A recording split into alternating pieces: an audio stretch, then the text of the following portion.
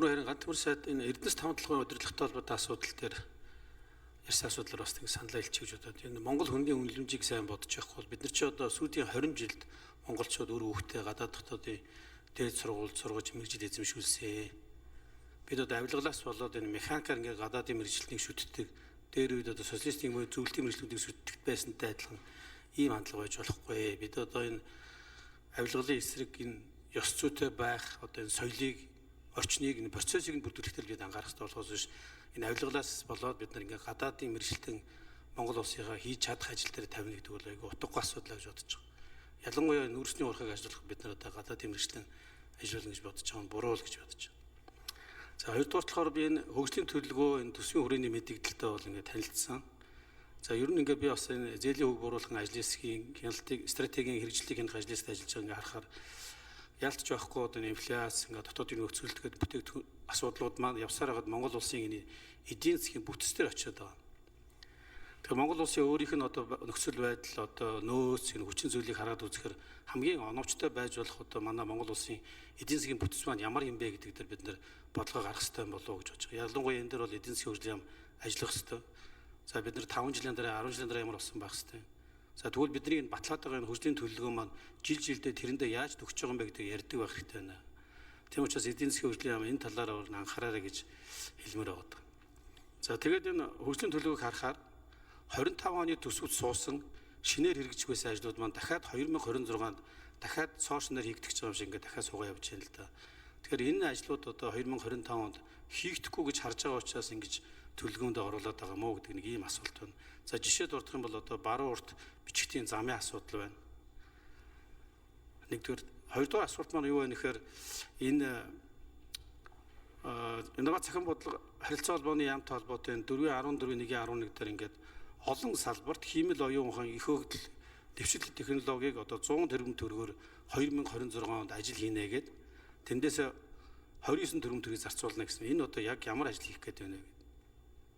За эдийн засгийн хөгжлийн яам дээр болохоор бол үндэсний судалгаа хөгжүүлэлтийн төслийг хэрэгжүүлэхэд нийтдээ 56 тэрбум төгрөгийн төсөв тавьж хагаад 16 тэрбум төгрөгөөр 2026 онд ажил хийнэ гэсэн байна. За шинжлэх ухаан технологи аж үйлдвэрийн тэргүүлэх чиглэлийг дэмжсэн үндэсний технологи дамжуулах хөтөлбөр хэрэгжүүлэхэд 37 тэрбум төгрөг зарцуулнаа. Өмнөөсөө бол одоо 7-г нь 2026 зарцуулна гэдэг. Энд одоо яг ямар ажлууд төлөвлөлөд байна вэ гэдэг нэг ийм асуулт байна.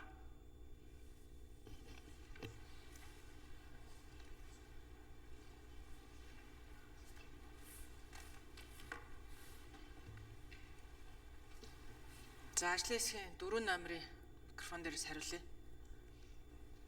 Микрофон ч асцсан шүү.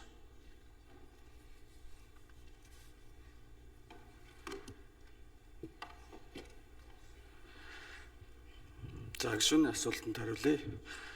Эдийн засгийн хөгжлийн яам шинжлэх ухааны технологийн нэгдсэн бодлогын газрын дарга Баттохтой.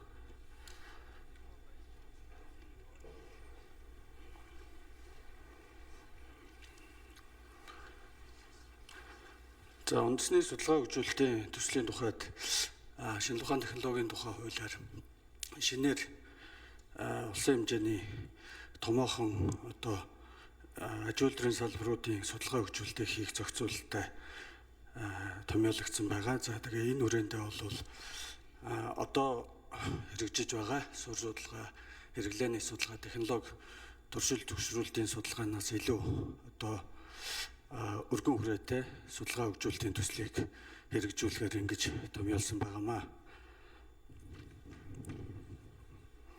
За технологи дамжуулах хөтөлбөрийн тухайд одоо тус хөтөлбөрийг хэрэгжүүлснээр мэдлэгийн эдийн засгийг эргэлтэнд оруулах, дотоодын инновац үйлдвэрлэлийн чадварыг нэмэгдүүлэх замаар одоо эдийн засгийн өсөлт, экспортыг дэмжих эерэг нөлөө үзүүлнэ гэж харж байгаа. За технологи дамжуулах үндэсний хөтөлбөрийг бол бид нар боловсруулад энэ ондоо батлуулаад 26 оноос хэрэгжүүлэхээр байгаа. За тус хөтөлбөрийг одоо хэрэгжүүлснээр бол шинжлэх ухааны технологи болон аж үйлдвэрийн тэргүүлэх чиглэлийг дэмжих зорилгоор эрдэм шинжилгээ судалгааны байгууллага, их сургууль, аж үйлдвэр, хувийн хвшлийн хамтын ажиллагаанд суурилсан ийм технологи дамжуулах тогтолцоо бүрдэнэ гэж харж байгаа.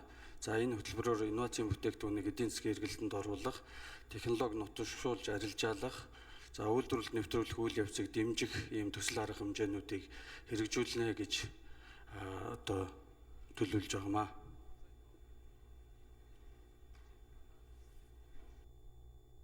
За тий. За Баатархүү сайд нэмж хариулъя. Соронзон болд гишүүн маш чухал асуудлыг хөндөж байна. Хиймэл оюуны дэвшил бол хоёр зүйл дээр дэвшил авчирнаа. Нэгдүгээрт нь бол шинэ бүтээгдэхүүн үйлчилгээнүүдийг бол гаргана. Хоёрдугаарт одоо байгаа бүтээгдэхүүн үйлчилгээний хэмнэлтийг бий болгоно. Бүтээмжийг сайжруулах чиглэлд бол ажиллана. Тэгэхээр бид нар бол хиймэл оюуныг ямар салбарт Монгол улс хамгийн түрүүнд нэвтрүүлэх вэ гэдэг үндэсний стратегийг боловсруулаад дууссан.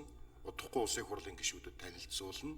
Хиймэл оюуныг нэвтрүүлэхэд шаардлагатай дэд үтсийн хөрөнгө оруулалтуудыг хийх шаардлага үүссэн. Нэгдүгээр өндөр хүчин чадал бүхий компьютер, тоног төхөөрөмж, GPU бид нар одоо авч тийм одоо хиймэл оюуныг хөгжүүлж байгаа стартап, технологийн компаниуд дундаа хэрэглэх энэ боломжийг олгох хэрэгтэй байна. За мөн өгөгдлийг ангилах, бүтцтэй болгох, өгөгдлийг эргэлтэнд оруулахын тулд өгөгдөл Баатархүү сайд нэмж минут өгье. өгөгдлийг хамгаалах, одоо мэдээллийн аюулгүй байдлаас сэргийлэх, тархмал дэд үтсийг бий болгох чиглэлд тодорхой тоног төхөөрөмжийн хөрөнгө оруулалтыг бол Монгол улс бэлтгэх шаардлагатай байна. Юу хэлэх гээд байна гэвэл хиймэл оюун гэдэг зүйлийг бий болгохын тулд шаардлагатай дэд бүтцийн хөрөнгө оруулалт Монгол улсад хязгаарлагдмал дутмаг байгаа учраас энэ чиглэлийн хөрөнгө оруулалтыг бид нэр хийнэ гэдгийг хариулъя. Баярлалаа. Соронзон болд гишүүн нэмж тодруулъя.